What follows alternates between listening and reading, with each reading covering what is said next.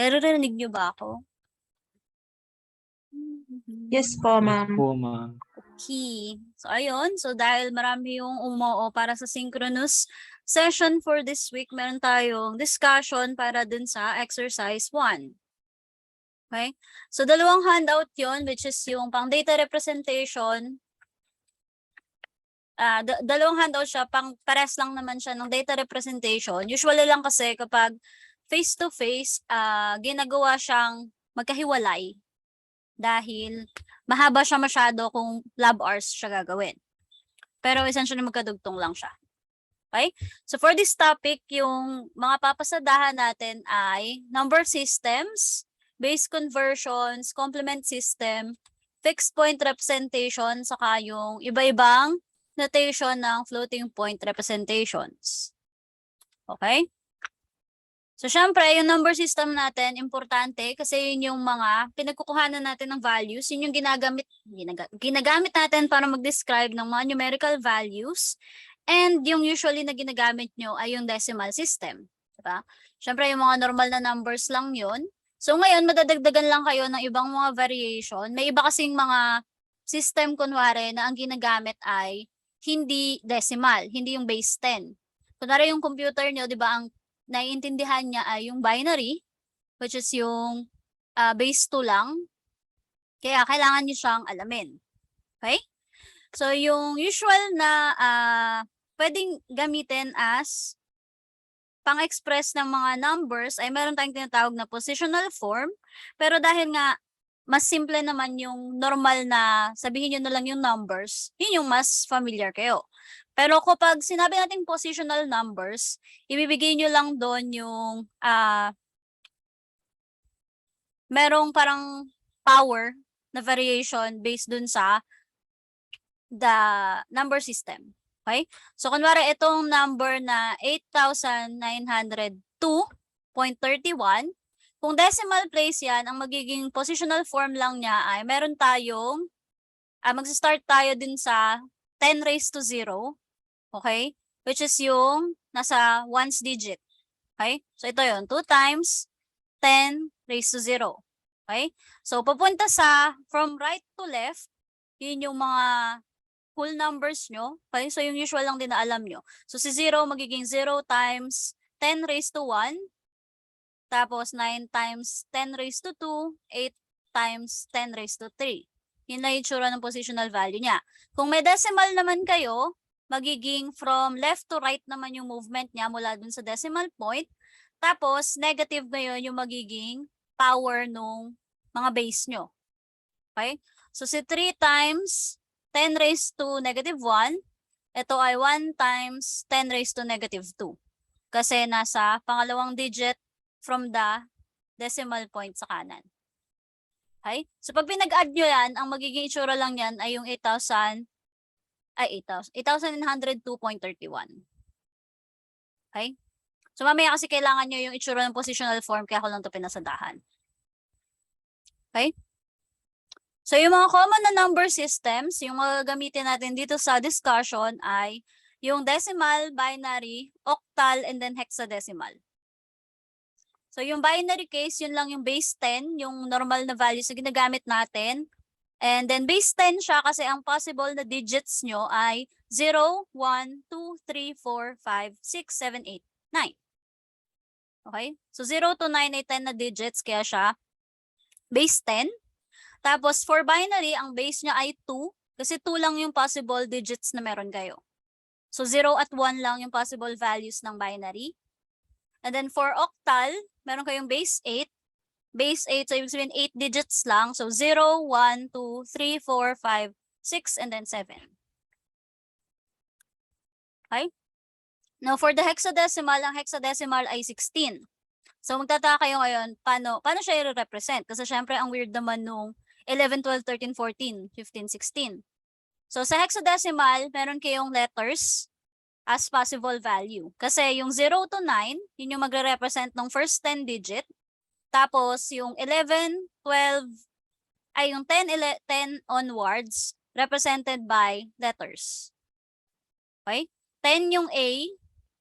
So, magiging, nakikita nyo naman yung ano, no? Mamaya saset ako dito, wala pa kayo nakikita. Tapos, ma'am. 10 yung A, and then B yung 11, C yung 12, D yung 13, EI 14, and then FI 15. So again, hanggang 15 lang kahit ang base niya ay 16 dahil 0 yung start. Okay? So yun yung magiging digits nung digit equivalent ng hexadecimal. Maliwanag po ba yun? So mamaya pag nakakita kayo ng letters, para hindi kayo malito. Okay? So, syempre, since meron kayong numbers dyan, hindi naman necessary na parang pag decimal lang. Pwede nyo sila i-convert to each other gamit yung iba-ibang ways. Okay?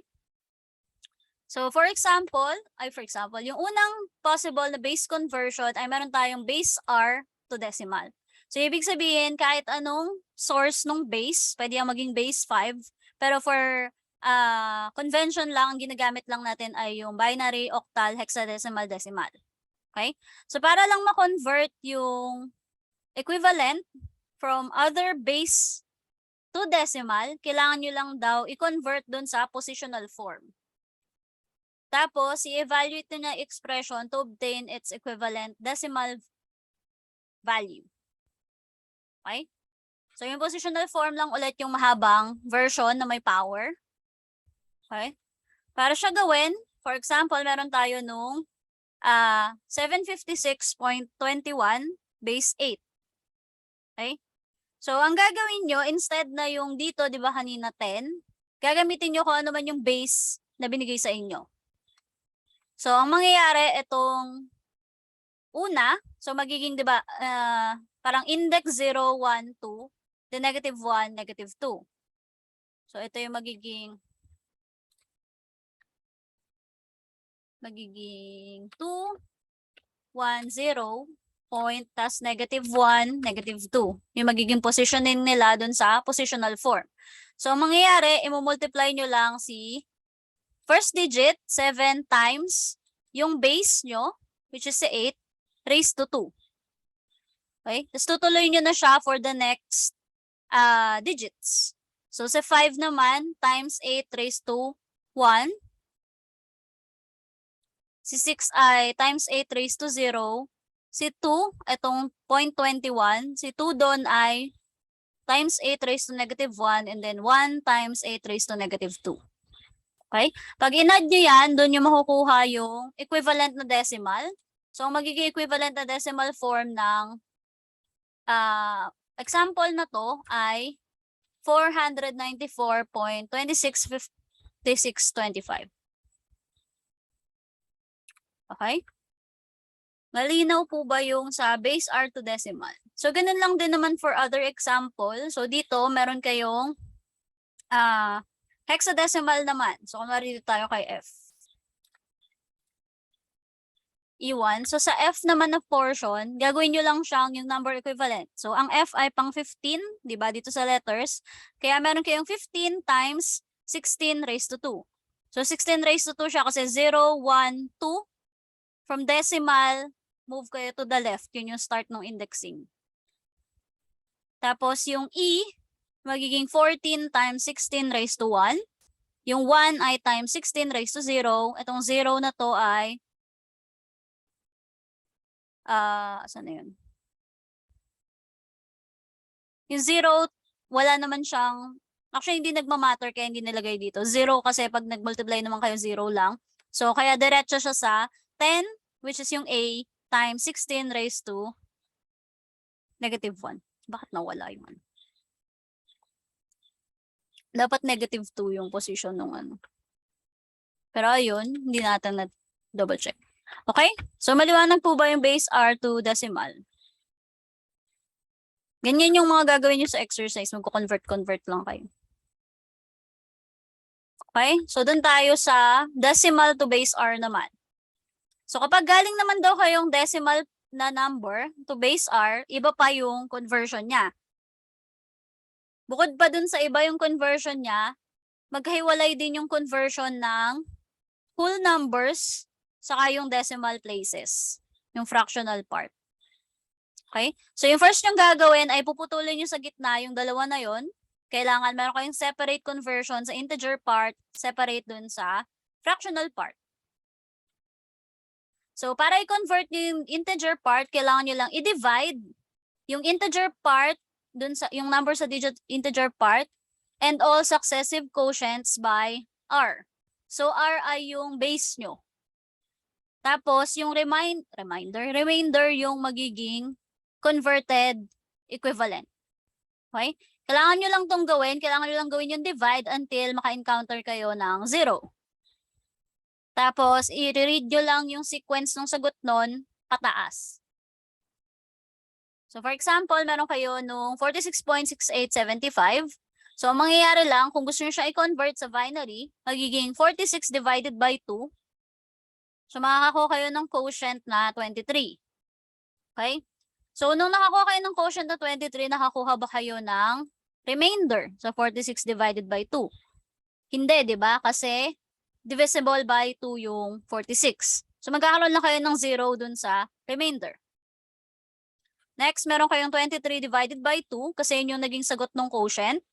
Yung 23 divided by 2 daw, ang magiging quotient niya ay 11. Di ba?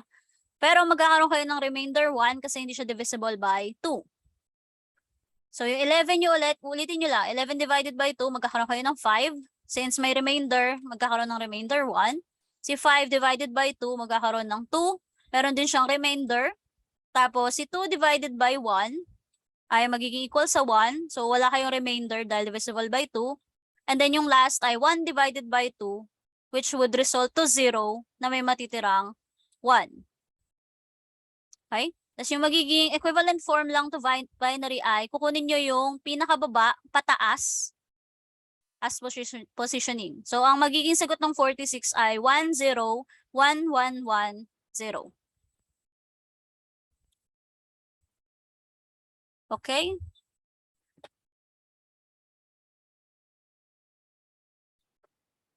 So, para naman dun sa fractional part, ang mangyayari naman, instead na quotient, yung kukunin nyo, ang kukunin nyo ay product. Okay? So, yung product ay, so sa product nyo, ang mangyayari lang, kukunin nyo yung simula, yung 0.6875, tapos imumultiply nyo siya dun sa base. So, in this case, meron kayong binary. So, tayo natin, 0.6875 times 2, magiging 1.375. Okay? Ang mangyayari nun, kukunin nyo yung part ng product sa simula, yun yung ititreat nyo as yung 1010. Kung ano yung unang number nito. Okay? So, kailangan nyo yung gawin until maging 0 yung fractional na part. Okay? So, 1.375. So, yung fraction nyo ay yung 375. Imumultiply nyo ulit si 0.375 times 2. So, 0.375 times 2 ay 0.75. So, kaya tayo nagkaroon ng 0 dito.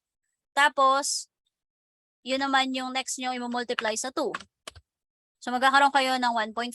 So, nagka 1.5, kaya merong 1 dito. Tapos yung 1.5 ngayon, imumultiply nyo ulit sa 2. Ay, 1.5 tuloy. Yung 0.5, imumultiply nyo sa 2. Okay? So, pagka-multiply nyo kay 2, magkakaroon siya ulit ng 1 dun sa whole number na part, pero wala na siyang fraction. Di ba? 1 na lang siya. So, yun na yung magiging final na checking. Meron po bang tanong doon? So, ang gagawin nyo dito sa fractional part, yung integer part ay pababa. So, 1011 yung magiging binary equivalent. So, bale, ang magiging final na 46.6875 ay ito. Tapos, decimal point kayo sa gitna, ikakabit nyo tong sa fractional. So, 1011101011 yung magiging equivalent niya to binary.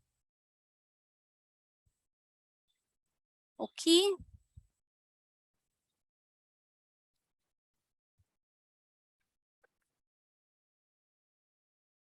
So, gusto nyo bang i-try itong decimal, ay hexadecimal na part? O okay na kayo dun sa isang example? Kahit yes, no na lang po sa reaction para lang malaman natin.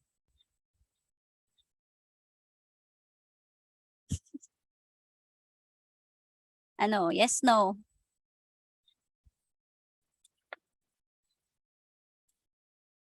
Ano yung green, Peter? Susubukan ko o okay na kayo dun sa isa? Yung mga nagi-green. Sorry, nalito na din ako sa sarili kong sinabi. Hello? Pa-example daw. Okay. So, yung, again, pag-convert lang, hiwalayin nyo muna yung 101 saka yung 65625. Okay? Asan yung calco ko? So, yung 101 muna tayo kasi yun yung whole number. So, sa whole number, again, i-divide nyo lang siya kung ano yung base nung kukonvertan nyo. So, in this case, 16. So, 101 divided by 16 ay 6.3125. So, meron kayong isang space na lang. Meron kayong 6 dun sa quotient na part. Tapos, ang magiging remainder niyan, pag di kayo mag-calculate na lang ulit, minus 101. So, meron kayong remainder 5. Tama? Balik nyo lang ulit dun sa calculation. And then, since itong 6 ay quotient pa, hindi pa siya ubos, magkakaroon pa ulit kayo ng 6 divided by 16. So, ang 6 divided by 16 ay magiging 0 na yung whole number na part since hindi naman siya mag-divide. Tapos, lahat ng matitira ay magiging remainder. Tama? So, tapos, ang gagawin nyo na ay kukunin nyo na tong side ng remainder pataas. So, ibig sabihin, start kayo sa 6, tapos 5. Ito yung magiging whole number ay yung base 16 na version. Okay? Next, dun sa 0.65625, ang gagawin nyo naman ay imumultiply siya sa 16. Okay? So, 0.65625 times 16, magkakaroon kayo ng 10.5. Okay? So, yung integer part ay magiging 10, ang remainder nyo ay magiging 0.5. Remainder, magiging fractional part nyo ay 0.5. Ngayon, yung 10 sa dito sa hexadecimal ay yung letter A. Okay? So next, 0.5 times 16. 0.5 times 16, meron kayong 8. Okay? So 8 yung naging whole number. Wala siyang naging decimal place. Diba? So ibig sabihin, tapos na kayo. So ngayon, ang galaw naman ng yun, ang kukunin yung part ay galing dito sa mismong product na whole number, tapos pababa. So, ang magiging sagot ay 8, A saka 8. Okay? So, yung final answer nito, pag kinonvert nyo, ay equal sa 65.88. Base 16. Okay? Hindi ko na masulat yung base 16. Pero ito yung magiging sagot niya. Lalagyan nyo dapat ng base 16 sa baba. Ay, natab ko. So, yun. Kaya imagine ninyo maliit yung 16 sa baba. Diba? Okay, parang ganon. Sa exam daw ba, pwede kayong gumamit ng calcu? Pwede naman, alam ko pwede naman kayong gumamit ng calcu kung merong conversion doon sa exam. Pero ang tanongin nyo na din si Ma'am Riza para sure. Pero ang tanda ko meron. Okay? Ang hirap naman mag-compute ng mano-mano na math din. Bakit may nagluluto? Ang bango. Okay? So, maliwanag po ba yung conversion from decimal to base? Okay. Next, meron tayo namang binary to octal. So, ibig sabihin, from base 2 to base 8. So, iba kasi yung conversion din nun. So, from base 2 to base 8, ang gagawin nyo lang ay mag-groupings kayo basically ng binary values. Hindi, binary to octal. Okay? Ang importanteng tatandaan nyo sa binary ay, di ba, ang 2 raised to 0 ay 1. Ang 2 raised to 2 raised to 1 ay 2. 2 raised to 3 ay 2 raised to 2 ay 4. Ito actually yung pattern na mas dapat yung tandaan. 32, 64, sa 128. Yan. Mas maganda to kung hindi yan nagsiksikan dyan eh. Wait lang. Yan. Okay? So, So, kailangan nyo itong mas madaling mag-convert ng values kung kabisado nyo man lang yung 2, 4, 6, 8, first 8 bits sa binary. Okay? Ito yung 2 raised to 0, which is 1. 2 raised to 2, ay 2 raised to 1, 2 raised to 2, 2 raised to 3, 2 raised to 4, 2 raised to 5, 2 raised to 6, and then 2 raised to 7. Yun yung pattern. Okay? So kapag nagko-convert kayo ng binary to octal, ang gagawin nyo lang daw, mag-move kayo from the radix point outward. So ibig sabihin lang nun, mag-groupings lang kayo actually. So kung itong binary na to yung given sa inyo, ayan, itong binary na to, kailangan nyo silang putulin by 3s. So galing siya sa decimal point. Okay? Yung galaw niya, hindi galing dito sa leftmost digit. Doon sa decimal point kayo gagalaw. Kung galing kayong decimal point papuntang whole number na side, ang galaw nyo ay pakaliwa. Gets po ba? So, ibig sabihin itong 0, 1, 0, 1, 1, 0, 1, 0, 0, 1, 0, ang magiging first 3 groupings ay itong 0, 1, 0. Itong portion na to. Okay? Meron kayong 0, 1, 0 dyan. Tapos, yung katabi niya, 0, 1, 0 ulit. Yung katabi nun ay 0, 1, 1. Tapos, meron kayong 1 lang na natira. Okay? Kung kulang siya ng kasama, lalagyan nyo lang naman siya ng padding. Okay lang yon. Para lang di kayo malito. Malinaw? Tapos, kung sa decimal portion naman kayo, sa fractional part, ang gagawin nyo naman, pakanan. So, ibig sabihin, kung dito ay magsisimula kayo sa 001, ito. Tapos, yung next ay yung 101, ito. And then, meron kayong 01 na natira. Again, kapag kulang, ipapad nyo lang ng isang value. Okay? Kung nasa whole numbers kayo, ang padding ay sa kaliwang side. Kung nasa decimal portion, sa kanang side. And then, ngayon, pwede nyo siyang i-convert to yung gantong format. Itong parang numerical na format. Okay? Ito lang din equivalent niyan. So, since by 3s lang siya, ang kailangan nyo lang na portion ay itong 0, itong 1, 2, 4 na part. Yung 2 raised to 0, 2 raised to 1, and then 2 raised to 2. Gets? Kasi yung binary equivalent, ay decimal equivalent ng binary na values. So, pag ganyan, makikita nyo lang dito ay, kapag tinry nyo na siyang i-convert, itong 010 magiging 0 siya dun sa first position, di ba? So, ibig sabihin walang 1. Yung next position, merong 1. Bale, kung saan siya mag-1, yun lang yung i-add nyo na position. So, kung 1, 2, 4 yan, walang 0 si 4, ay walang 0, walang 1 si 4, walang 1 si 1, yung 2 yung magiging sagot nyo dun sa equivalent form. Okay? So, 010 din to, kaya meron kayong 2 ulit. Kung meron man kayong 011, ito na yung 3, kasi meron kayong 1 plus 2. Okay? Kasi itong rightmost lang meron, which is si 1, kaya meron kayong 1. Kaya 1, 3, 2, 2 yung equivalent na digit.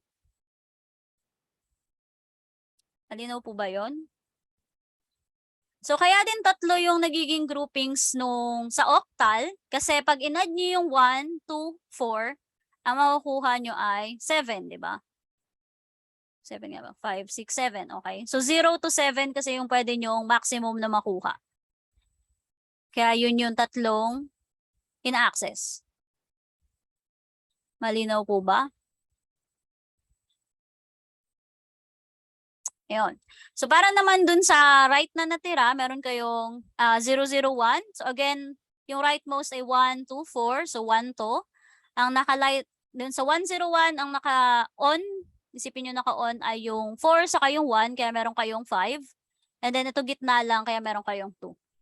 So, magiging equivalent na sagot ay 1322.152 para ma-convert. Nartiyan. Okay? Maliwanag po ba yung binary to octal? Ayun. So, ganun lang din. So, dito sa isa pang version, gagawin nyo lang 010, di ba? So 0, 1, 0, 0, 0, 1, and then 1, 0, 1. Sa 0, 1, 0, tsaka 1, 0, 1. So hanapin nyo lang ulit kung saan magwa-1. So ito ay nasa place ng 2, ito ay nasa place ng 1, ito ay nasa 1 plus 4 plus 1, ito ay 2 ulit, ito ay 1 plus 4 ulit. Para naman maging octal to binary, i-convert nyo naman yung given na digit dun sa 1010 na variation. Okay? So, kung given kayo ng 761.23, ang gagawin nyo per digit yung conversion. So, si 7 ay magiging, di ba, 4 plus 2, 6 plus 1. So, 7, dun lang siya magiging 7 kapag lahat to ay 1. Kaya to naging 1, 1, 1, 1. Okay? Kung 6 naman, meron kayong 4 plus 2. Kaya meron siyang 1, 1, 0. Si 1 again ay 0, 0, 1 lang. Si 2 ay 0, 1, 0. Si 3 ay 2 plus 1. So, 0, 1, 1. So, yun yung magiging equivalent value for octal to binary. So, again, ganun lang ulit. 1 na digit ay 0, 0, 1. Etong 0, syempre ay lahat 0. 5 ay 1, 0, 1. 1 ay 0, 0, 1. Si 2 ay 0, 1, 0. And then si 4 ay 1, 0, 0. Okay? Mas masaya actually mag-convert ng binary sa octal. Kesa dun sa decimal. Malinaw po ba? Next naman for binary to hexadecimal, ang pinagkaiba lang nito dito sa octal ay instead na by 3s yung galaw, by 4. Okay? So by 4 siya kasi 'di ba? 1 plus 2, 3 plus 4, 7 plus 8, 15, which is yung max digit, which is si F. Kaya itong apat na to yung nagre-represent, itong 4 na digit na to yung nagre-represent ng hexadecimal. Okay, kaya by 4s yung grouping nyo. So again, ganun lang ulit. Mag-move lang kayo per mula radix point. So galing sa decimal point for whole numbers, mag-group lang kayo ng 4. So meron kayong 0010, 1101. Tapos may natirang 10 na papadan nyo ng 0, kaya magkakaroon ng 0010. For the right side, magiging start lang from decimal to the right. So meron kayong 001, tapos 010 yung natira. Tapos i-convert nyo na ulit siya dun sa equivalent na values. So sa 0010 ay si 2, kasi again, 8421 yung position. So 1101 ay meron kayong 8 plus 4, tama? Plus 1, which is 13. So pag tinry natin ulit balikan yung, asan na ba yun? Yung nasa taas na equivalent ng 13, meron kayong letter D. Okay? Kaya nagkaroon ng D sa portion na to. Okay? Kasi hindi kayo gumagamit ng 2 digits para sa hexadecimal. Now, next, 0010, si 2 ulit yung naka-on. 0011, si 3. And then 0101 ay si 5. So, ang final na sagot ay 2D 2.35, base 16. Okay? Again, pag-convert naman from hexadecimal to binary, i-represent nyo siya ngayon ng binary per digit ng naka-4 decimal places. So, si 7 ay magiging 1, 2, 4, 1 plus 2 plus 4. So, 0, 0 ay 0, 1, 1, 1, 1. Kung si A, meron kayong, ang A ay 10. Kaya ang naka-light up dito ay si 8, saka si 2. So, 8 plus 2, 10. Si 1, syempre yung 1 sa rightmost. Si 2 dito. Si 3 ay 1 plus 2. Okay? Maliwanag po ba yung hexadecimal to binary? Ayan. So, para naman dun sa octal to hexadecimal, para hindi kayo mairita, convert nyo na lang muna yung octal to binary and then yung binary to hexadecimal. Pag hexadecimal to binary, binary to octal. So, bali magsisimula kunwari sa octal, i-convert nyo dun sa naka-group by 3. Yung naka-group by 3, i-convert nyo dun sa by 4 na version. So, yun yung conversion nila para mas madali. Nalinaw po ba? So, ang portion ng exercise nyo dyan ay, saan na ba yun?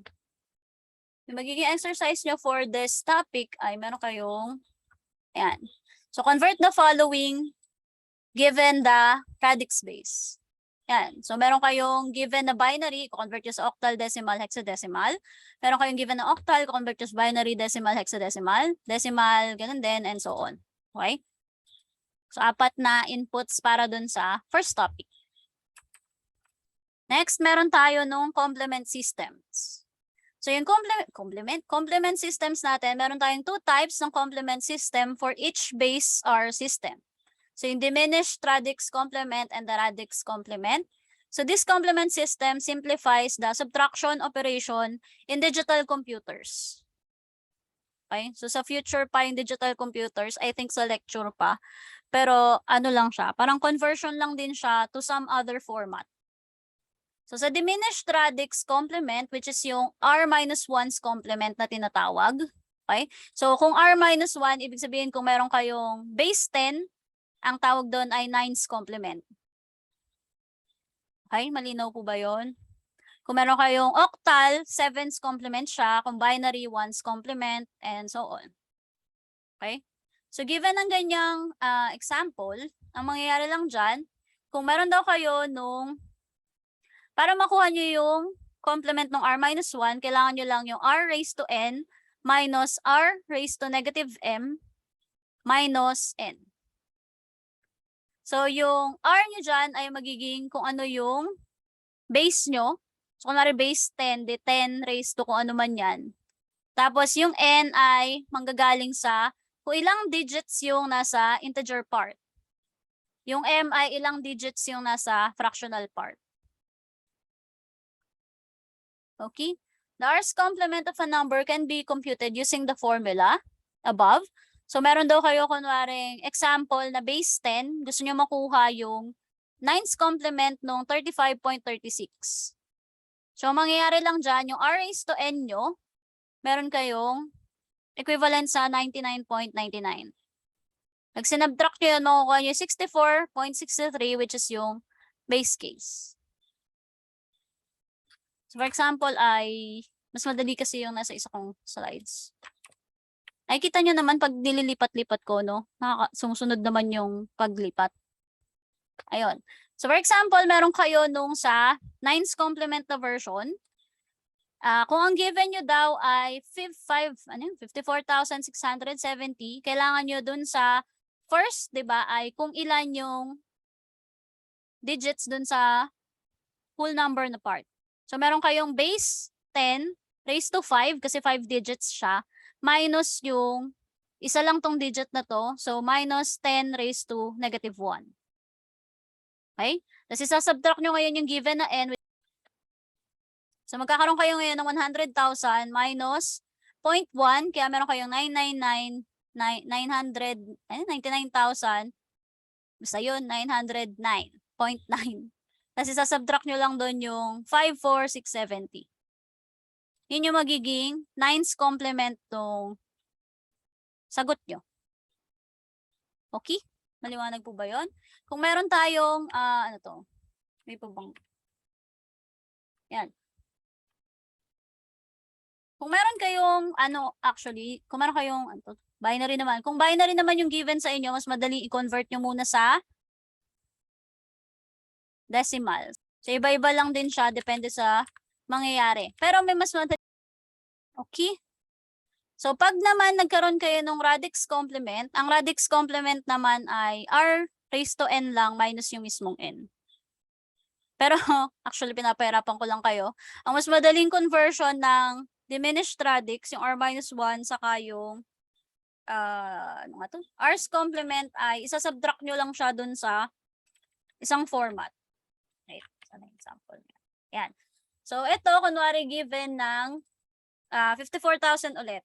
Para lang makuha nyo yung value ng 9's complement, kailangan nyo lang siyang isubtract dun sa 99,999.9 para makuha yung sagot. Okay? Para dun sa 9's complement. Kung gusto nyo makuha yung 10's complement equivalent niyan, mag-add lang kayo ng 1 sa dulo. Yun yung magiging equivalent ng 10. Kasi nawala lang naman yung 0.1, di ba? For example, dun sa nauna. Atong portion na to, nawala lang yung r raised to negative m pagpunta sa baba. So, ibig sabihin yung 0.1 na sinubtract nyo before, parang nabalik lang siya halos. So, bali, basta magpa-plus 1 lang kayo para hindi kayo mahirapan. Okay? Next, kung binary siya, ang ones complement nyo ay, ano lang, parang, tawag dun, itagel nyo lang yung given. So, ang given nyo ay 0, 1, 1, 0, 1, 1, 1. Ang mangyayari doon ay, itong 1 na to, magiging 0. Itong 1 na to, magiging 0. Ito din, magiging 0. So, meron kayong 0, 0, 0. Yung 0 dito, magiging 1. Itong ibang value ulit ay magiging, basta itatagal nyo lang. Okay? So, kakaroon lang siya ng complement niya. Kapag ones complement. Kung magiging twos complement, again, magpa-plus 1 lang kayo. So, kung binigay sa inyong subtracted version ay 1, 0, subtracted, ones complement. So, ones complement kayo mag-a-add ng plus 1. So, 1, 0, 0, 1, 0, 0. Pag nag-add kayo ng, pag gusto nyo makuha yung twos complement, plus 1 lang dun sa nakuha nyo sa ones complement. Yun pala, hindi ko pala na-clarify yan. Galing sa ones complement yung para sa twos. So, laging dapat kunin nyo muna yung ones complement. Okay? Next ay, paano kapag ang na-encounter nyo dito sa add ay 1 plus 1? Anong nangyayari sa binary? Magiging 2 ba yan? May nakakaalam po ba kung ano ang magiging sagot? Magiging 0. Ano mangyayari doon sa 1 nyo? Dapat. Mawawala na lang ba siya? Yung katabi, magki-carry over siya, magiging 1. Parang normal na addition. Di ba? Pag sumobra kayo dun sa 10, kunwari, sa decimal, di ba? Magki-carry over dun sa nasa kaliwa. So, ganun din sa binary. Kung 1 plus 1 ay magiging 2, magiging 0 siya, tapos i-carry over nyo yung 1. So, kung ito, kunwari, meron pang, may kinary kayo dyan na 1, tas 1 din to, tas 1 din to, edi magiging 1 siya, carry 1. Ganon. Naliwanag po ba yon? Ayan. So, bahala kasi malito kayo sa conversion ng, ay sa addition ng binary. Next naman, kung 7's complement, de yung, ano lang ulit, yung 257.4, isa-subtract nyo lang siya sa 777.7. Basta yung minus 1 na equivalent. So, base 8 yan, pero minus 1 yung sinasubtract nyo. So, 7 minus 4 magiging 3. 7 minus 7 magiging 0. Meron kayong 7 minus 5 magiging 2. 7 minus 2 magiging 5. Yun yung magiging 7's complement. Para maging 8's complement, again, itong 520.3 magiging plus 1. So, magkakaroon kayo ng 520 plus 8.4 dyan. Again, kung ito ay magiging, ano bang dapat value na to? Para maging lagpas. 8, 5, 6. Tama ba? 6. Basta pag lumagpas, mag-carry over kayo ng values. Yun lang naman yung nangyayari. Next, for 16. For hexadecimal naman, ang mangyayari sa hexadecimal, again, 15's complement muna kayo magsa-start, yung r minus 1. So, isa-subtract nyo sa 15. 15, 15, 15. So, si feed, yung magiging input natin, si D ay magiging number 13. Tama ba? Sana tama. So, siya sa number 13, hindi na kasya kayo kung malagay isa pang parenthesis. Si E ay magiging 14. Itong isa pang E ay magiging 14. Si F ay 15. Okay, so 15 minus 13, magiging 2. 15 minus 14, magiging 1. 15 minus 14, magiging 1. 15 minus 15, magiging 0. Ito yung magiging 15's complement. 0, 1, 1, 2. And then next, for 16's complement, yung 15, taadan nyo lang ulit ng 1. Okay? Malinaw po ba iyon? Gagawin ko pa ba to o okay na kayo? Okay na? Okay na po. Okay. Sorry, tinatanong ko kayo pa ulit-ulit kasi yun din yung nandito. Ayan. So, given naman kayo na ibang digit, ko-convert nyo lang ulit sa R minus 1's complement saka sa R's complement. Nakalagay naman kung ano yung base. So, kung wala kayong nakikitang base, ibig sabihin lang noon, base 10 siya. Okay? Normal digits lang siya. Ito may base 2, base 8, base 16. Okay? So, tapos na tayo para dun sa exercise A. Sa exercise B na yung kasunod. Kung narinig niyo yung mga pusa, pasensya na kay God bless. Next naman ay meron tayong fixed point representation. So, sa fixed point representation, intense yan. Yun lang yung method para i-represent yung integer values nyo with a fixed number of bits. So, nagmamatter din kasi yung number of bits kasi hindi naman lahat ng computer kayang i-handle kunwari yung all possible bits. So, merong mga hardware, di ba, na 32 bits lang yung kayang i-handle, merong 64. Ganon. So, minsan, kailangan nyo ding ilimit yung representation. Ganun lang naman yung ambag ng mga binary na equivalent. So, meron tayong magnitude representation. So, sa magnitude representation, ginagamit nun lahat ng bits para ma-represent yung magnitude and hindi siya pwedeng gamitin to represent integers, negative integers. Okay? So, ang range niya lang ay 0 up to 2 raised to n minus 1 where n is the number of bits. Okay? So, ang example lang daw dito ay ang magnitude representation of integers 0 to 7 na 3 bits. Again, sabi natin kanina, ang 3 bits ay yun yung equivalent sa 4 to 1. Kaya siya naging 0 to 7. Dahil pag inad mo tong tatlo, 7 yung max na digit. Okay? So, technically, 8 pa din siya kasi ang 0 naman, di ba? 0, 0, 0 lang. Kaya 8 digits pa din. So, kung meron kayong MR representation nung 3 bits na yan, ang mangyayari lang, kung may positive 7 kayo, magiging 111, positive 6, 110, positive 5, 101, positive 4, meron kayong 100, 3i, 011, 010, 001, and then 0i, 000. Yun lang naman yung sa magnitude representation. So, yung next na portion, para lang siyang expansion na version. So, next assigned magnitude representation, ito naman ay ginagamit niya yung leftmost bit. So, ibig sabihin yung unang bit para mag-represent ng sign ng number. Kapag yung leftmost bit nyo ay 1, ibig sabihin nun meron kayong negative number. Kung positive siya, ibig sabihin nun, kung 0 siya, ibig sabihin nun positive yung value mo.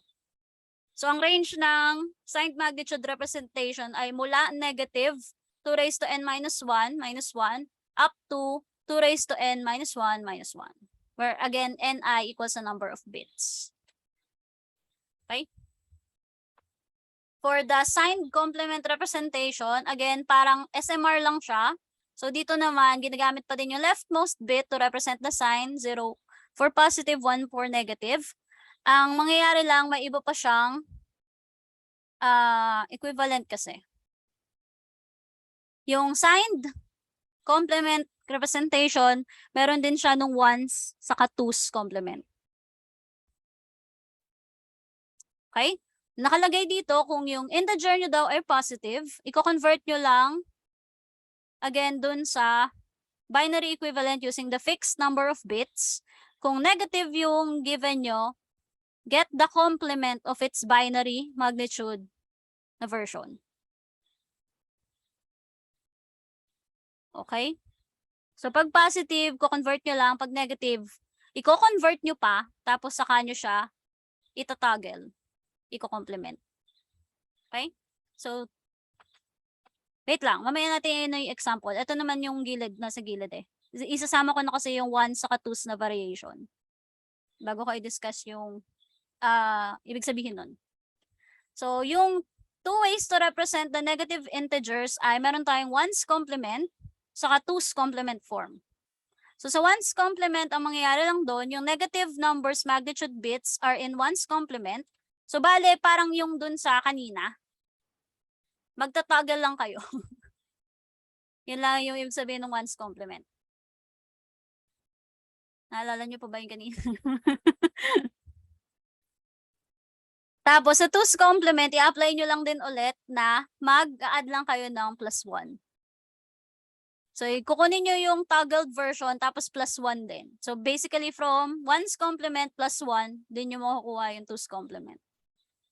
So, ayan. So, kung meron daw kayong positive number na 7, okay? So, si positive number na 7 ay magiging 1, 1, 1 lang yan, di ba? Kasi 4, 2, 1, again. So, 0 yung magiging leftmost bit. So, 4 yung ginamit na bits to represent them kasi kailangan yung kaliwa as yung signed bit nyo. Okay? So, tapos pagdating sa signed complement representation, kung mapapansin nyo, walang nagbago. Okay? So, madali lang ang buhay kung ang given nyo ay positive. Kung ano man yung value na converted to binary, yun din yung value nung SMR, SCR, SER. Malinaw? So, kung mapapansin nyo itong kay positive 6, di ba? 1, 1, 0 para siya maging 6, 4 plus 2.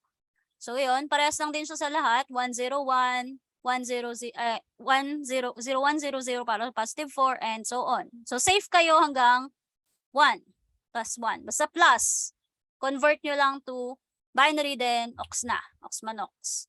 Kapag positive 0, ganun lang din. Kapag negative 0, kung mapapansin nyo, bakit siya may negative? Kasi, di ba, kailangan yung i-represent lang na yung leftmost bit ay negative. Though, hindi naman actually siya nag-a-apply in real life kasi wala namang negative 0 na ginagamit, di ba? Pero to represent lang, ayan. Tapos, pagdating ng SCR, magkakaroon kayo ng +1, ay itatoggle nyo yung buong dito sa part na to. So, hindi na-toggle yung part ng leftmost bit kasi siya yung sign. So, yun yung nagre-represent na negative siya eh. 3 bits lang talaga yung ginamit nung, at least for this case, kasi 'di ba ano lang, +7, ganun. Okay? Tapos ito, wala, kasi magiging 0, 0, 0, 0, 1, dapat yan. Basta mag-weird yung SCR, hindi siya kasya sa 4 bits. Kaya nilagyan niya ng null. Okay? Nalinaw po ba yun? So, ayan, dito na nagsisimula ng slight yung kalbaryo nyo para sa negative values. So, again, for negative values, sa SMR na version, basta ano lang to for this case lang siya. Kasi sinabi specifically na 4 bits lang. So, syempre, kung lalakihan nyo yan, nag-iiba yung magiging cases na magiging true. Okay? So, for this case lang, yung negative 1 magiging 001 siya, di ba? Ay, for the one na 1 lang mismo na value, 001 siya. To represent the negative, lalagyan nyo lang ng 1 dun sa leftmost portion. 4 bits siya again to represent, para lang meron kayong position for the sign. So, since okay na kayo sa SMR, ganun lang din siya. So, si 2, di ba, 1, ito lang din yan. 010 lang siya for the sign, kaya merong 1 dito sa kabila. And so on, tutuloy lang yan. So, 2 plus 1, merong sign. 4, merong sign. 4 plus 1, then merong sign. Meron kayong 4 plus 2, and then yung sign. Tapos meron kayong 4 plus 2 plus 1, and then yung sign. Yun yung sa side magnitude na portion. To represent naman yung signed complement, ang mangyayari ulit daw ay itatoggle nyo muna yung 1's complement. So, kung ang given nyo ay itong 01, ay, wait lang. Dalahin ko muna yung ano para kunwari nakikita nyo pa din. Yan. So, ang importanteng bits para dun sa 1 ay itong 001. Okay? Hindi nyo pwedeng maguhin tong kaliwang side, yung pinakakaliwa, dahil yun yung sign niya. So, kung napapansin nyo, ito lahat ay 1 pa din, kahit 'di ba dapat itatoggle nyo siya for SCR, for 1's complement. Okay? So, basta yung sign, retain siya. So, ito ngayon, yung 3 digit na natira to represent 1 ay magiging 110. Tama? So, ayun. So, si 2 naman magiging 101. Ito ay magiging 100. Ito ay magiging 011. Ito ay 010. Ito ay 001. And then 000. Okay? Yun yung 1's complement na equivalent nila. Itatoggle nyo lang yung nasa SMR na version. Si 8, bakit hindi siya valid? Ano sa tingin niyo ang dahilan kung bakit hindi valid si 8? The negative 8. Ano ang rule sa negative na version? Kasya ba si 8 dapat sa 4 bits? Hindi na kasi siya kayang i-represent. Oo, technically, kasya sa 8 bits yung 8. Kung positive yan, wala siyang problema. Ang problema, yung negative sign nyo, hindi nyo siya marirepresent sa 4 bits. Kasi walang lalagyan ng posisyon yung, ano nyo, yung sign nyo. Okay? Kasi di ba ang 8 naman ay 1, 0, 0, 0. 4 bits na agad ang kailangan nun. Gets? Kung bakit di siya valid? Yun.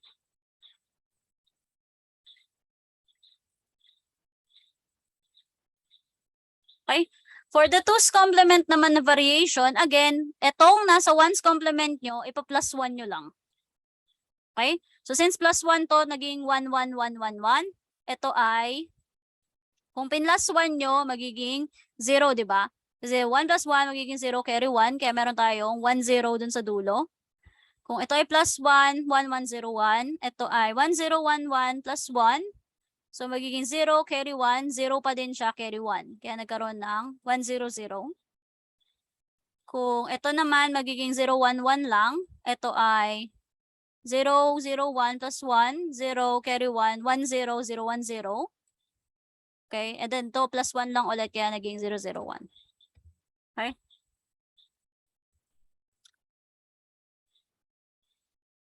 Yan, deadmahin na lang natin to kung walang mangyari. So, malinaw po ba yung part na yon? Gusto niyo pa bang gawin tong 15, positive 15, 15, 7, negative 7, 8, negative 8? Yes daw. Para mas madali ang buhay, doon tayo pumunta sa answer. Okay? Sige na nga, dito na nga. Para kunwari hindi nyo nakita yung sagot. Props lang yan.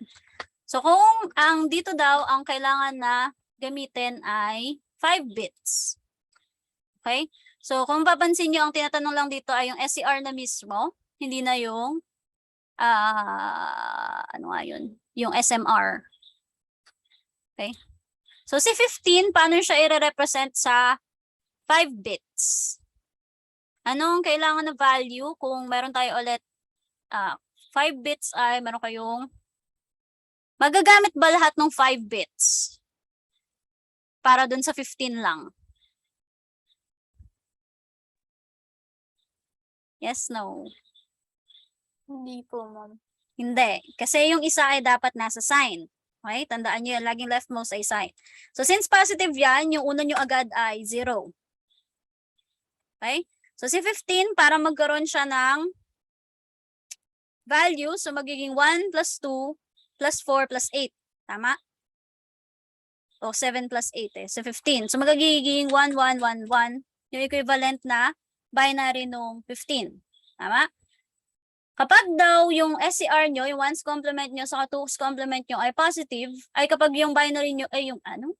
Yung input nyo ay positive, wala kayong magiging problema dun sa complement, di ba? Magiging same lang din siya. 0111 saka 0111. So yun na, tapos na agad yung sa positive na portion. Di ba? Easy. So sa negative 15, ano yung mag-iiba? Kapag ginawa nyo siyang binary. Ginagawa pa lang natin siyang binary Magiging leftmost ay 1. So magiging 1. Wait, palang type. 1, 1, 1, 1. 1 yung binary nyo na SMR na value. Ano daw gagawin kapag ang gusto nang gawin ay yung 1's complement? Itatoggle. Ano yung itatoggle ko? Kasama ba yung una? Hindi po, ma'am. Hindi. Yung remaining 4 lang. So yung 1, tapos yung 4, 0, 0, 0, 0.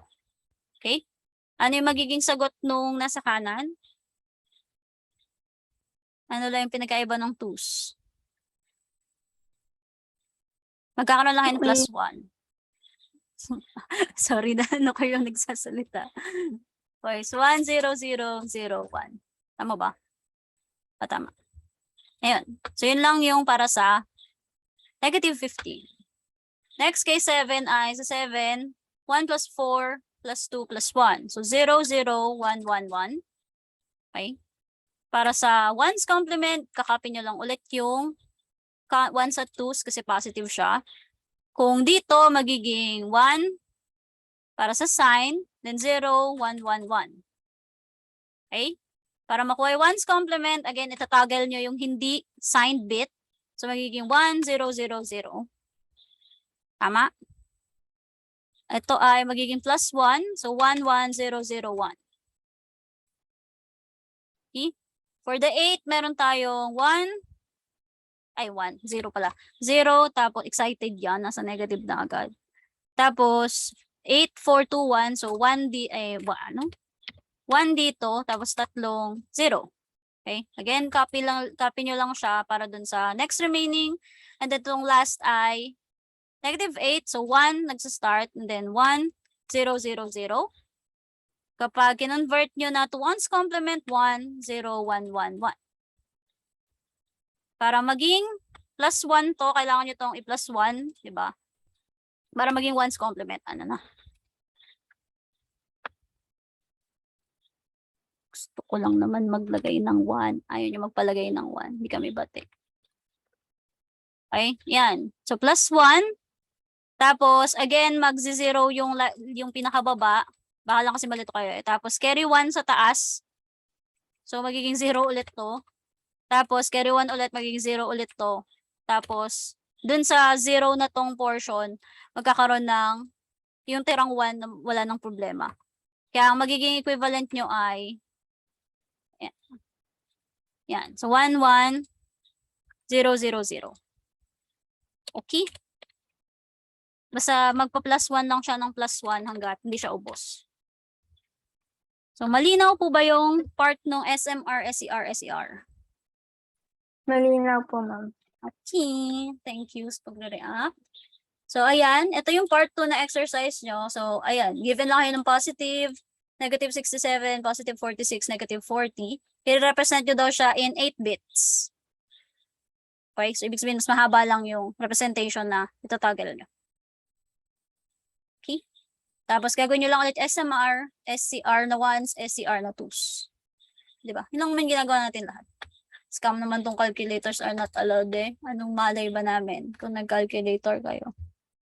Kung face-to-face yan, calculators are not allowed dahil kaya nyo namang i-add-add yung 1, 2, 4, 8, ganon. So, exam tanongin nyo na lang si Ma'am Riza para sure. Hindi ko na din kasi tanda dahil ang tagal na nung huling face-to-face exam ng 1, 2, 3. 2 years ago yun, mga busy. Okay? So, tapos na tayo dito sa handout na to, sa wakas. Dito na tayo sa last handout. Okay lang kayo? Kaya pa? Last topic naman na to. So, yung last topic natin ay yung data representation na floating point. So, dito, magkakaroon lang kayo na iba-ibang floating point representation. Meron tayong tatlo. Meron tayong PDP-11, meron tayong IEE, saka IBM na format. Okay? So, yung floating point representation are used to represent real numbers using the following notation. So, basta sa PC pa din yan eh. Yun lang yung ano yan. Sa hardware nyo mismo kung paano siya nag-access ng mga kung ano-ano man. So, meron tayong mantisa times base raised to exponent. Tapos, kailangan nyo tong mga parts na to nung notation. So, meron tayong signed bit. So, syempre, ito lang naman yung 0, 1. So, may nagre-reply na ng kaya pa naman daw. E ay yung exponent natin. Tapos, yung HB ay tinatawag natin hidden bit. And then, yung M ay mantisa. Okay? So, familiar lang kayo dito ay yung SB, yay! Meron lang tayong sign bit. 0 at 1 lang yan. Okay. So, yung PDP-11, nanduduling na din ako. So, si PDP-11, ang storage lang nito, parang iba-iba kasi sila ng formatting dahil iba-iba yung bits na allowed. Iba-iba din yung parang tinitreat niya as excess, ganon. Kaya, ayun, iba yung magiging value natin. So, etong PDP, ang importante dyan ay 32 bits siya na may base 2 na may hidden bit. Meron kasing isa dito na walang hidden bit. Tapos, para daw ma-normalize nyo, makuha nyo yung exponent na part, yun ang alam ko. Para makuha nyo yung exponent na part, makakakuha kayo dapat ng yung binary point nyo, i-move nyo to the left of the leftmost non-zero digit. So, bale, magiging yung starting point ng binary ay yung unang-unang posisyon. Igagalaw nyo lang siya. Mamaya makikita nyo naman. Then, for the exponent length, meron kayong 8 bits in excess 1 to 8. So, ang ambag nitong 1 to 8 ay ipa-plus nyo sa kanya or ima-minus yung, basta may ipa-plus kayo sa kama ima-minus. Mamaya, mas mahirap kasing intindihin pa pag wala pa yung example. Okay, wait lang. Sana yung, yun. Tapos, yung negative values, ganun pa din, kailangan nyo siyang indicate gamit yung 1. Okay? So, kung meron kayong ganyan, kunwari, para makuha nyo yung value, kung ang input nyo ay 12, para makuha natin yung PDP-11 na format, ganito gagawin nyo. First, kailangan nyo muna i-convert yung 12 sa binary equivalent. Okay? Meron tayong 1100 para sa 12 dahil 'di ba 8 plus 4. Wait lang.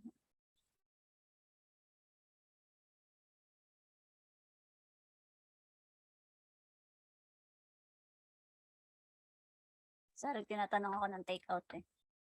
Ayun. So, para daw ma-normalize nyo yung 1100 na yun, pagkatapos nyo i-convert, kailangan nyo yung i-move yung left, ay yung binary point dun sa left nung leftmost non-zero digit. So, ibig sabihin, since wala kayong nakikitang dyan, period, di ba? Wala kayong nakikitang period dyan, so magsa-start lang kayo dun sa pinaka-right. So, ibig sabihin, gagalaw siya ng ilang beses. So, gagalaw siya from here, 1, 2, 3, 4, para maging 0.1100 siya. So, magiging times 2 raised to 4. Okay? Malinaw po ba yun kung saan galing yung normalization na format?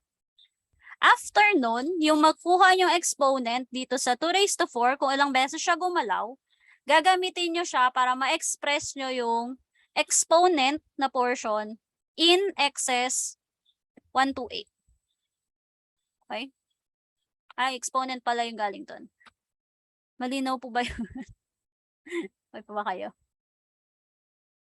So, mangyayari lang ay yung 4, ipa-plus nyo siya dun sa 1 to 8. Kasi excess 1 to 8 yung mangyayari.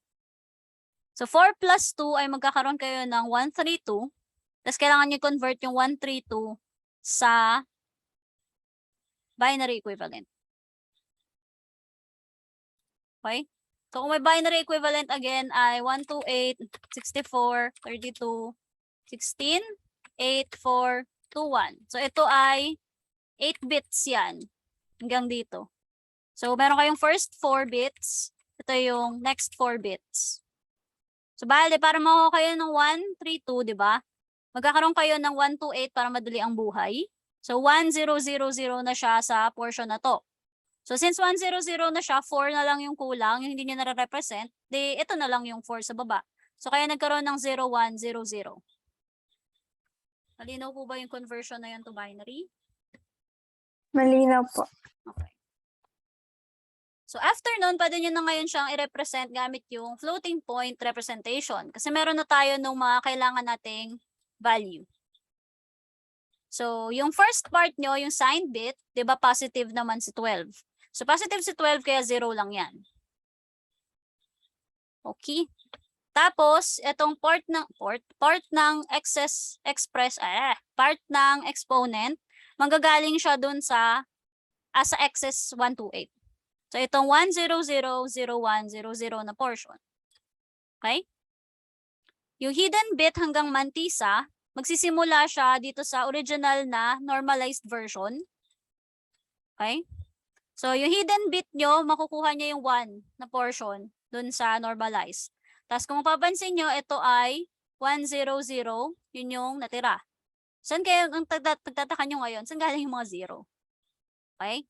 So, tandaan nyo daw na ang PDP 11 ay 32 bits. So, kung itong values pa lang yung meron pa lang tayong 8 plus 0, no? 8, 1, 1. So, meron kayong 10, 11, 12, 13. Okay? So, kailangan nyo lang mag-pad ng mga 0 hanggang maging 32 yung bits. So, 13, 14, 15, 16, 17, 18, 19, 20, 21, 22, 23, 24, 25, 26, 27, 28, 29, 30, 31, 32. Mali yung bilang ko, 33. Okay? So, basta kailangan 32 yung equal nung buong binary, yung buong digits. Malinaw po ba yun? Basta mag-a-add lang kayo ng 0 kapag kulang pa siya. Saan daw galing yung hidden bit? So, yung hidden bit ay galing sa normalized version, yung first digit nun. Kasama sa bilang yung hidden bit, yes.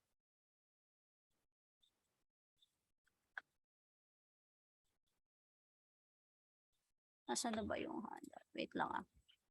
Ginagamit ko kasing guide sa kanan yan para tama yung numbers. 33 nga ba siya? Baka nga sabog ako at hindi kasama dapat yung hidden bit. Sana, negative 5. Wait lang ah, 2, 4, 6, 8, 10, 12, 14, 16, 18, 20. 22. 6, 28, 30, 30. Hindi nga kasama ito yung hidden bit. Sensya na po, God bless. Hindi kasama yung hidden bit dun sa count. So, kaya tama pala yung bitang kanina na 33 to. So, di ba 8 plus 1, 9, 10. Ay, hindi kasama. 8, 9, 10. 10. Ba yan? Gulo man, pre. 9, 10, 11, 12, 13, 14, 15, 16, 18, 20, 22, 24, 26, 28. Ayoko na. Bilangin nyo. 2, 4, 6, 8, 10, 12, 14, 16, 18, 20, 22, 24, plus 8. O, tama. Hindi nga kasama hidden bit. Thank you sa nagtanong nun. Hindi pala ako sabog. Hindi nga siya kasama. Malinaw po ba at least tong portion na to? Tingnan natin muna yung sample ng exercise para lang alam ko kung ano example bibigay sa inyo. So, merong point to. Okay. Ang i-try natin na lang ay ito. Para nandito na yung negative, nandito pa yung decimal. Para mas konti. Wait lang.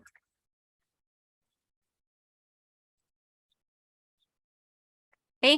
Next, ulitin natin ulit. So, basta ang una nyo kailangan gawin ay meron kayong convert to binary.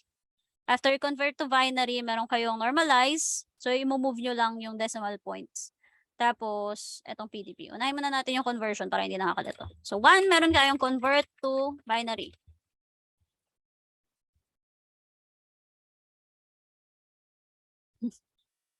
So, yung 24, kaya i-convert sa binary ng madali lang. Okay? Yung 875, yung iba yung computation. Diba? Iba yung computation dun sa unang handout. Asan na yung decimal? Para lang ma-review natin. Decimal to base. Ayan. So, kailangan i-multiply nyo tong portion ng fraction. Itong isa kasi kanina, shortcut ko na yung 24 eh. So, kung makukuha nyo yung 24 dito, paano siya makukuha? Sa largest. So, 24, hanapin nyo yung largest na possible na pwede. So, nakay 16. So, 16 minus 24. 24 minus 16. 24 minus 16, sorry, ubos na yung utak ko. So, magiging 1, 1, 0, 0, 0. Tama? Ay, kasi bang ba't 1, 1, 0, 0 yan? So, 16 plus 8. Tapos may matitirang 0, 0 kasi yung 4, 2, 1 di naman nagamit. Okay? So, okay na kayo dun sa whole number. Para dun sa fraction part, again, kailangan yung 0.87 times kung saan nyo man siya i-convert. Saan nga ba i-convert? Tama yun. Convert nyo siya sa 2, di ba? Magkakaroon kayo dito ng 8.875 times 2. So, 1.75. Yung 0.75 ngayon, yung i-multiply natin sa 2. 0.75 times 2. 1.5. Tapos, yung 0.5, i-multiply ulit sa 2.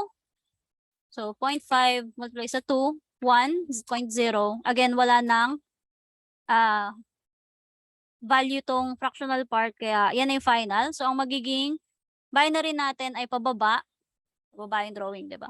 So, pababa, so magiging 1, 1, 1. Yung whole numbers nung pinagmumultiply nyo. Kaya meron tayong 0.1111. Okay? Naaalala nyo po ba?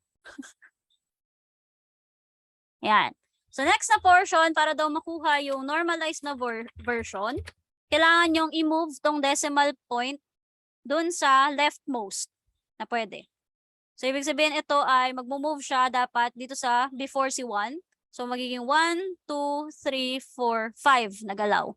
Bago siya naging point. 0.110000111 times 2 raised to 5. Kasi 5 places siya gumalaw. Nagits. So, ngayon, after mo kunin yung normalized form, kailangan nyo yung excess 128 na version. Bale, yung galaw niya, yung 5, ipa-plus nyo lang dun sa 128.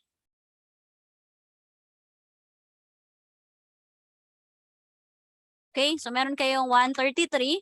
Si 133 ngayon, kailangan nyo i-convert to 123 convert to binary. So, pag kinonvert natin to binary yan, again, meron kayong 128. Okay, so 10000. Kasi hindi din masasakop yung 8 dun sa natira, which is si 5, di ba? Si 5 ay 4 saka 1. So, ibig sabihin, meron kayong converted na version ng 1000101. So, 4 plus 1. Okay? So, yan yung tatlong parts na kailangan nyo i-set up bago nyo ma-set up yung sign bit, exponent, hidden bit, saka mantisa. Okay? So, para sa sign bit natin na portion, kailangan nyo lang yung 1. Tama? Na part. So, sign bit. So, 1 siya kasi, bakit siya 1?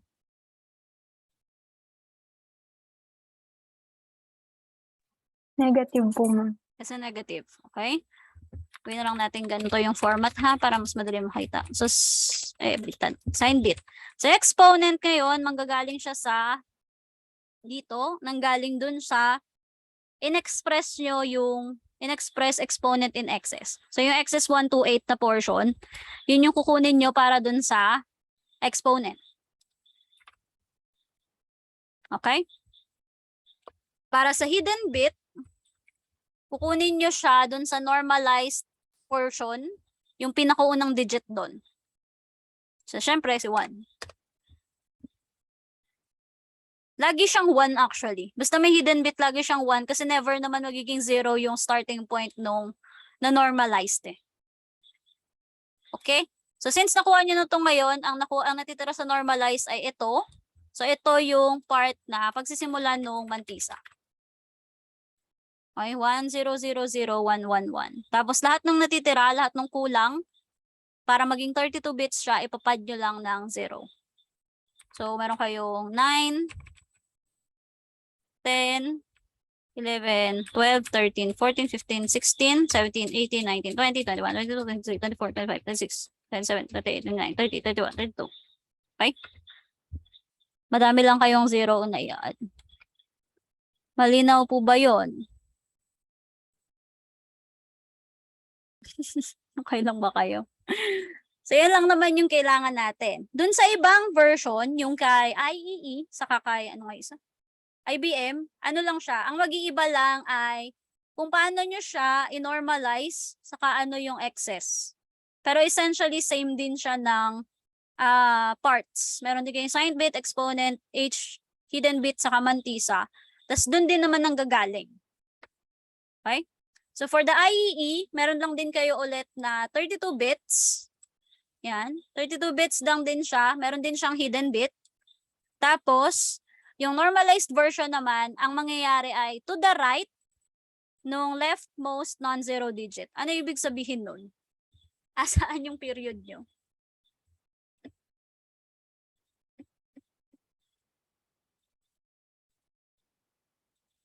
Na kanino?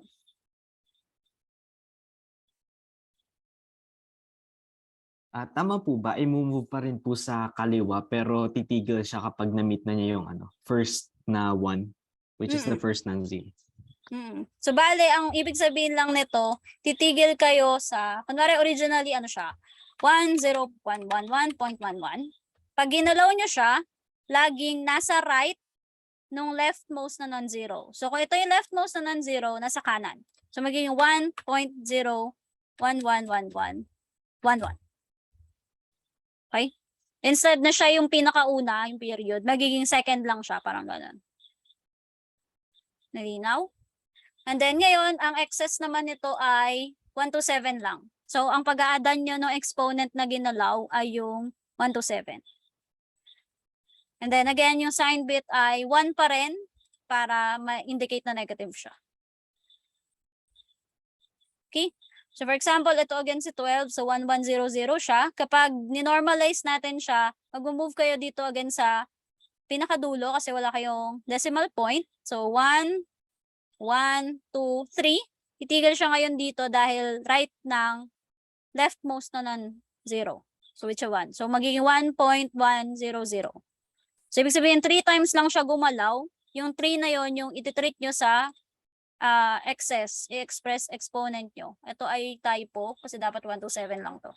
Okay? So, mangyayari ngayon, 1 to 7 plus 3, which is si 130. Okay? Again, ang 130 ay, open ko na nga lang to para hindi ko inaano. Si 130 ay magiging 128 plus 2. Okay? So, meron kayo 1000, tapos 0010. Yun yung equivalent niya to binary. And then, set up nyo na ulit. So, si sign bit, again, hindi siya magiging 1 kasi hindi naman negative si 12. Yung expression, yung exponent galing dito sa excess part. So, 1000010. Si hidden bit ay galing pa rin dun sa first value dun sa normalized. So, kaya may 1 dyan. And then, lahat nung nasa mantisa, magsa-start dun sa natira ng normalized. So, 100 kasi nakuha nyo na tong 1. So, 100 and again, ipapad nyo lang siya ng 0 until maging 32 bits siya. Okay? So, 0, 1, 0, 1, 2, 3, 4, 5, 6, 7, 8, 9, 10, 11, 12, 13, 14, 15, 16, 17.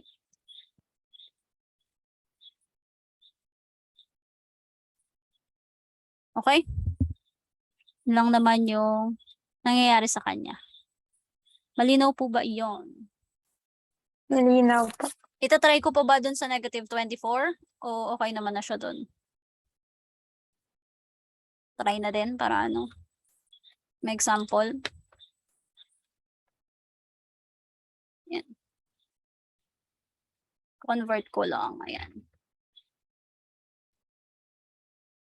Yan. So, meron tayong conversion lang ulit nung binary na format. Tapos, pag inusog nyo, galing dito, meron kayong 1, 2, 3, 4 na galaw para maging dyan siya titigil. Tama? Tapos, ito 4 lang siya ngayon. Itong excess in 1 to 7, magiging 4 plus 1 to 7. Okay? So, which is equal sa 131. Yung 131 ay, pag in-convert nyo to binary, 128, 131, may tatlo pa kayong, di ba? May tatlo pa kayong naiwan, so ibig sabihin, merong 11 sa dulo. So, 1000, 0, 1.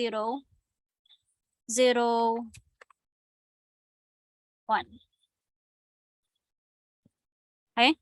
Isa-set up nyo na ngayon, since negative, ang sign bit nyo ay 1. Ang exponent ay galing dito sa excess, 1 to 7. Tapos, si hidden bit galing dito sa start. Ang remaining na start ng mantisa ay ito.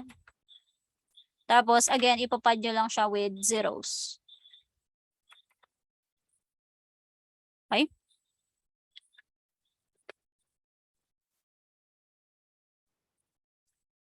Then, last. Nasa last na tayo, guys. Ready na mag-dealer.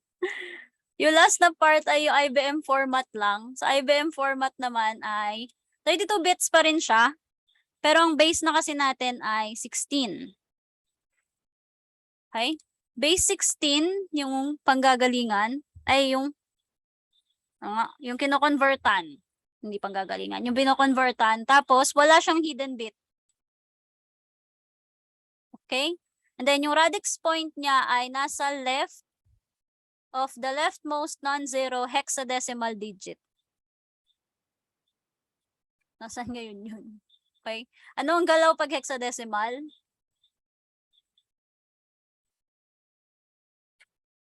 Anong pinagkaiba ng hexadecimal sa binary na galaw? Kung based dun sa conversion kanina, ano ang mangyayari sa'yo pag ang galaw mo ay by hexadecimal?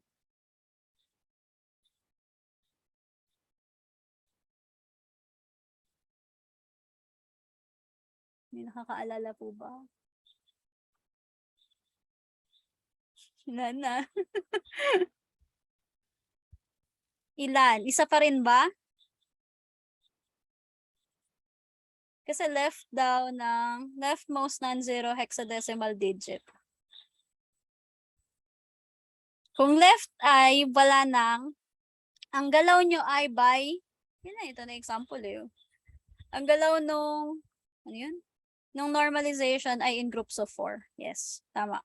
So by 4 yung movement nyo, by 4, movement to the left. Okay? So, sa exponent naman, ang mangyayari ay 7 bits in excess 64. Okay? Ano nga yung nauna dito kanina? 8 bits. So, bale, itong portion ng exponent, 7 lang yung bits na kailangan nyo.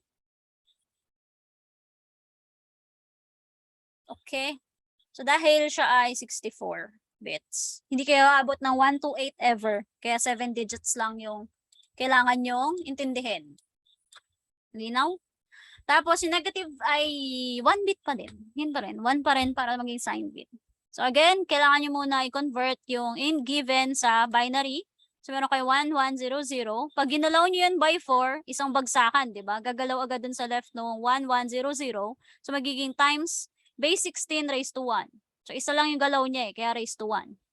So, ito ngayong raised to 1, gagamitin nyo sa excess na part. So, magiging 1 plus yung 64.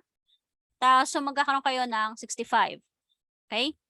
So, based dun sa kanina, ito, ayun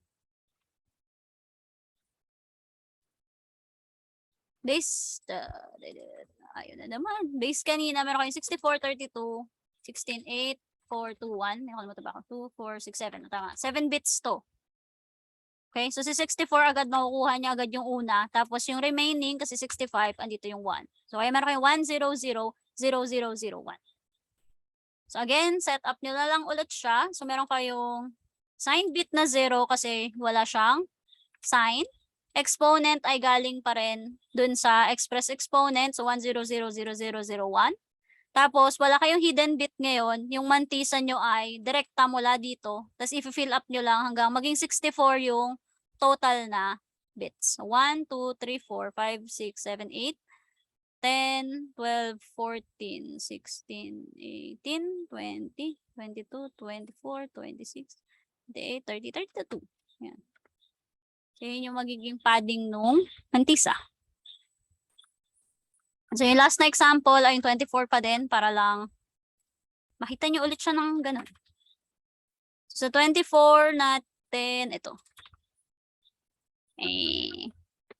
Namamali ako ng kopya na overwrite.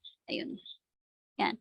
So, again, convert lang ulit siya sa 4 na values. Kapag 28 ganyan, then magigaling ka dito. So, magkakaroon kayo ng magkakaroon ng padding actually.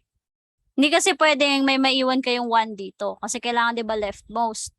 So kung kulang, magpapad lang kayo ng value. So in this case, 'di ba magkakaroon kayo ng sure na 100 sa inyong unang 4. Yung next na 4 ay kailangan yung padan ng 0. So magiging 0.0001 1000 times 16 raised to 2. Okay? Malinaw po ba yung sa normalized na part? Yan lang naman yung naiba dun. Kapag kailangan niyang mag-padding, kailangan niyo lang magdagdag. So, 65, excess 65, 64 pala, hindi 65, 65. So, meron kayong 2 plus 64. Okay? So, 2 plus 64 na binary and 66. So, ang binary equivalent ng 66 ay 64. So, meron kayong 1, 0, 0. Tapos, sa 2, magkakaroon ulit ng 1. So, 0, 0, 1, 0. Okay? So, yun yung magiging binary equivalent ng 66. Ngayon, sa signed bit ulit, again, 1, kasi negative. Wala tayong hidden bit. Yung exponent galing dito sa excess 64. Tapos, yung normalization, dun manggagaling yung sa mantisa. Okay? So, 0, 0, 0, 1. 1, 0, 0, 0. Tapos, i-fill up nyo ba ng kudang? So, parang 4, 8, 16, 20. Ay, hindi pala. 4, 8, 12, 16. 16 pa lang to. So, 16, 20, 24, 28, 30, 32. Ayan. Okay? So, yun yung para makuha nyo yung, ano nga tong huli? IBM na format. So, ayun na yung last na portion nung handout. So, double check nyo na lang kung kasama nga sa bilang nung ay hindi nga kasama nung bilang sa hidden bit yung iba kasi naduduling na talaga ako. Okay, so 1, 2, 3, 4, 5, 6, 7, 8, 9, 10, 11, 12, 13, 14, 15, 16, 17.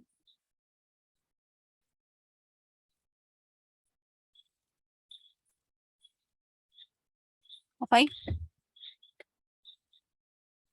So, meron pa po ba kayong tanong? Yun lang naman yung handout for the exercise nito.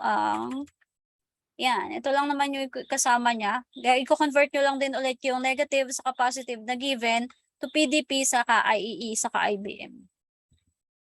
Okay? Kapag nagsasagot kayo ng exercise, kailangan merong solution ha. Hindi pwedeng final answer lang kasi kailangan makita kung saan nanggaling. Okay? Kung hindi kasi kayo dapat nagkukopya, hindi kayo dapat nagtutulungan. Okay? So, ibig sabihin, dapat meron kayong solution dyan. Paano nyo ginawa? Okay? So, meron po bang tanong? 11. Dami kayo umatinda. Wala na po, ma'am. Ayun, kung wala naman na, okay naman na tayo, magpapadiscuss ba kayo next meeting? Yellow paper lang daw ba yung pwede? Pwede namang hindi yellow paper, basta handwritten. Tapos nakasubmit in PDF, okay? Kasi PDF yung madaling markahan for feedbacks. Kaya PDF preferably yung gagawin nyo. Okay, magsasabit ng zip kasi ang hirap nyo buksan. Kailangan pa i-download tapos extract mo pa. Okay?